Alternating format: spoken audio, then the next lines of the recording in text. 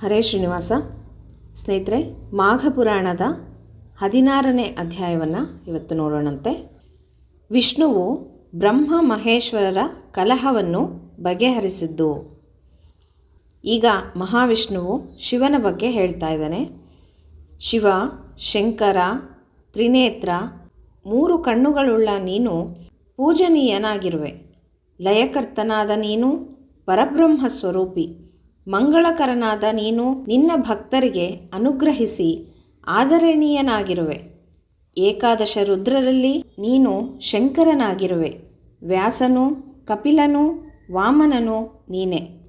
ವೇದಗಳಲ್ಲಿ ಸಂಗೀತಕ್ಕೆ ಆಧಾರವಾಗಿರುವ ಸಾಮವೇದ ನೀನೇ ಆಗಿರುವೆ.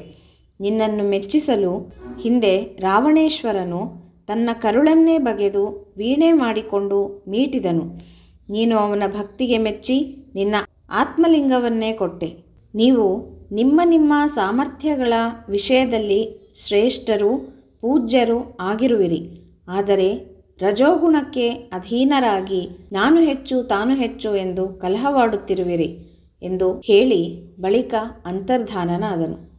ಬ್ರಹ್ಮ ಮಹೇಶ್ವರರು ಮಹಾವಿಷ್ಣುವಿನ ಅಂಶವಾಗಿರುವುದೆಂದು ತಿಳಿದು ತಮ್ಮ ತಮ್ಮ ಕಲಹವನ್ನು ನಿಲ್ಲಿಸಿದರು.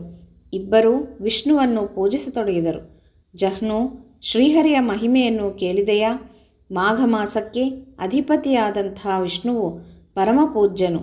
ಅವನ ಅನುಗ್ರಹದಿಂದ ಮೂಗನು ಮಾತನಾಡಬಲ್ಲನಾಗುತ್ತಾನೆ, ಹೆಳವನು ಬೆಟ್ಟಕ್ಕೆ ಹಾರಬಲ್ಲವನಾಗುತ್ತಾನೆ.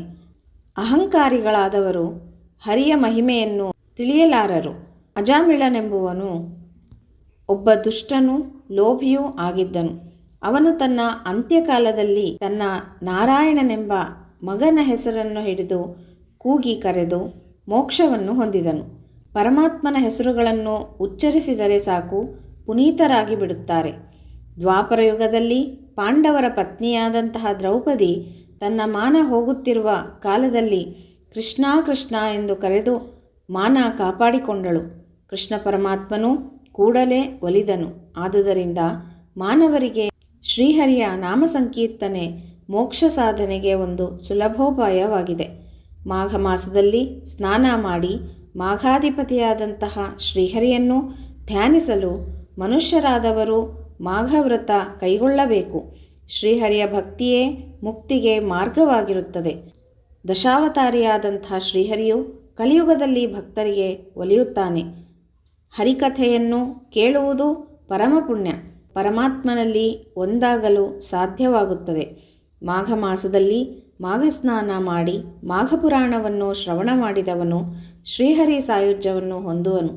ಇದರಲ್ಲಿ ಎಳ್ಳಷ್ಟು ಸಂದೇಹವಿಲ್ಲವೆಂದು ಒಬ್ಬ ಬ್ರಾಹ್ಮಣನ ಕಥೆ ಹೇಳುತ್ತೇನೆ ಕೇಳು ಎಂದು ಹೇಳಿದರು. ಇತಿಶ್ರೀ ಮಾಘಪುರಾಣ 16ನೇ ಅಧ್ಯಾಯ ಸಂಪೂರ್ಣವಾಗಿದೆ. ಶ್ರೀಕೃಷ್ಣ ಅರ್ಪಣಮಸ್ತು.